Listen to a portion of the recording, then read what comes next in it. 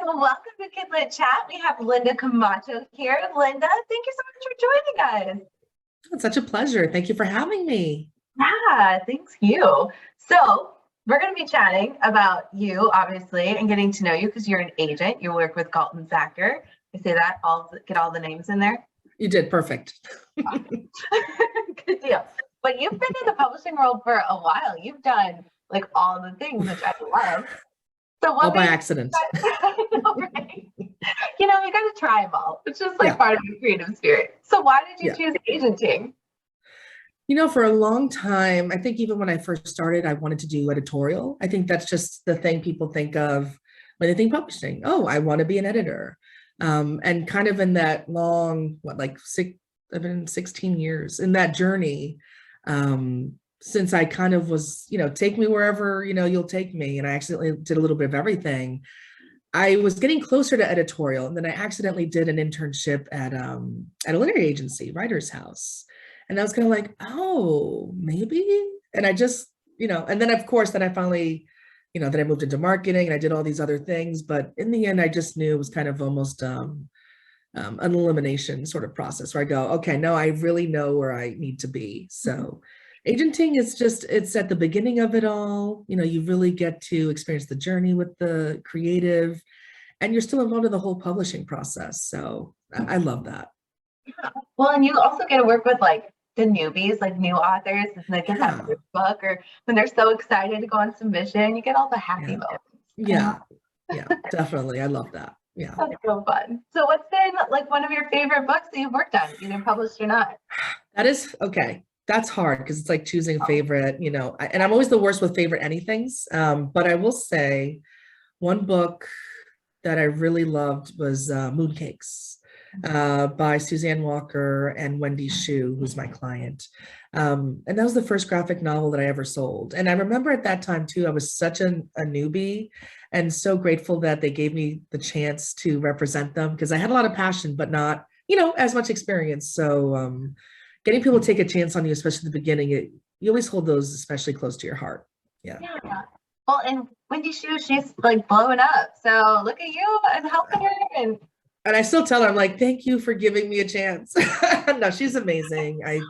I love her so much. And and I try to keep up with her. I have several clients like that they're just go, go, go. And all I could do is hang on for the ride, It's the best. Well, it's better that way. Because then, like they're so excited they're getting their books out, which we all want. Like, we want more readers. Absolutely. So we both share a love for television and books, and we actually use the same books. I was looking through your list, like, okay, cool. So we can hang out and be friends. So is there anything right now in your world that you're like obsessed with? Binging? Ooh, I know, interesting. I'm very late to the game on this, but Grey's Anatomy. I started that with my sister actually in like November. And now we're on season 15. So that's hardcore because it's just addictive. And Shonda Rhimes is just so good at character that it's just like, oh my God, and my sister's not into it's soap opera, and my sister's not into that, but she really likes this show. So there's that, but TV, I love TV. And before that, I think I finished Modern Family and we binged that again. And we were watching also Never Have I Ever. I loved that show. There's also a show on Netflix called Sex Education, which is fantastic. I haven't seen it yet. It's a British show. You have to watch it. It's brilliant. And it's just so smart, really well done. It's about this kid who, his mom is a sex therapist and he has no experience. He's a young teen. He's gawky and awkward, no experience with sex, but he decides to kind of use her training to give sex advice to his fellow students and all the craziness that ensues. Yeah, so good. I saw a trailer recently and I'm like, gosh, but you like to binge all these long seasons. Pros is a short one. See, like I'm still waiting on the latest season. Like, I don't know, like anything that, and they're all such like Babysitter's Club. I'll watch anything that's a good story. They did such a great job. And a show that I'm really sad that they're going to be canceling. I have to catch up on the latest season is Hentified, which is really good. Check that out. It's funny.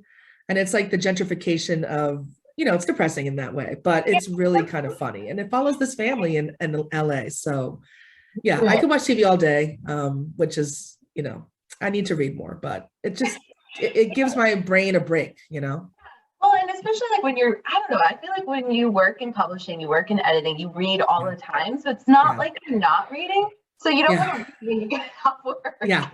It's true. Like I feel like, especially with the pandemic, I've slowed down on the outside reading. Yeah. And I just like for a while I was lagging and I'm starting to get back into it, which is really good. But TV, I will say TV has helped with story issues too. I remember once I was watching, I think What's Eating Gilbert Grape or something. Yeah. And then I was like, wait, that's the issue in my client's book. And then I was able to help her with the editing. So you never know where inspiration is going to come from. I love it. Well, we have an article in Journey to Kidlit all about how if you are feeling lazy, you don't want to do anything, watch TV because it's the best way to learn how to write. It's fast. Absolutely. Yeah. And they have to be visual. So there's no cheating. You can't be like, well, this happened and this happened. Like it's exactly. Oh, I love it. That's awesome. So if you can hang out with anyone, because we do feel like they're real humans sometimes and they're such good, who would it be? Fictional or otherwise? Okay. Right now I'm obsessed with this character in Prose. Have you ever watched that show? No, I've never even heard of it. Oh my God, watch it. Just watch it. It's set in the 80s, New York. Again, there are a lot of depressing things because it's the AIDS the AIDS epidemic and all that stuff. But what I love is that it's led by trans women, actual trans women. And they're all people of color, the queer community, and, kind of even the joys that they experience together. Billy Porter's in it. And one of the women, the trans woman, MJ Rose, she's the first person to win I think it was a Golden Globe.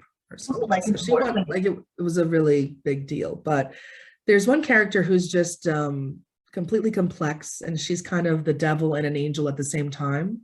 Her name's Electra. So if I could hang out with her, she's this, and again, watch the show, you will see what I'm talking about, that she can be so bad when she's bad, but she can also be really good when she's good. And I love those kinds of characters that you love and hate. Right? You just love to hate them sometimes. You're like, oh yeah. You just never know, like those complex characters, which are so hard to build, that I think when you can nail it, it works. Yeah. Well, my husband just asked for a guy's night, so maybe I'll check it out tonight and be like, oh, I'm gonna binge on a new show. It's so good. Yes. Oh yeah. Well, okay. So is there anything right now that has you excited, book world, clients, or your own, or anything like coming out? Right, that's right. Anything that is coming out, I think I was going to say my client's book because I have to. This book that I've been waiting on for, I think, 5 years. And also, incidentally, I think it's because it's a graphic novel. It can take just forever. It's called Miskeen. Those things. Oh my gosh. Like I can understand why they take so long, but at the same time, I wish they could publish as quick as like a romance novel where they publish boom, boom, boom. But But Miskeen Says by my client Kat Fahad, though, and it's about a girl who's supposed to be getting a quinceañera that she does not want. So that struggle. It's almost kind of like that One Day at a Time sort of feel if you've ever watched it, and a lot of family. And my other client, it's her Yamile Saied Méndez, who wrote Furia, and she writes picture books and a little bit of everything. It's her first adult romance that's going to come out this June, I think. So, Picture books to romance. And it's a very sweet kind of a rom-com-y thing. Incidentally, also it's called Twice a Quinceañera. So I don't know, I'm surrounded by quinceañera stories, but I think I saw that. That's an adult? Yeah, it's adult. It's adult. Yeah, it's very sweet. It's really fun. It's about a woman who's turning, because a quinceañera is like for the sweet 15 for Latinx communities. So in this character, she never had one, and she's about to turn 30 and getting married. Her fiance dumps her, and she's like, well, I need to do something with this party, so I'm going to have a double 15. So she does that for a celebration. Oh, okay. I'm gonna have to read that because I like this. Yeah. It's very fun. Yeah. Well, this has been so fun. Well, I'm really excited to hang out with you again and to chat more. But thank you so much for hanging out and for coming here. Of course. Yeah, no, it went so quickly. It was fun. Good.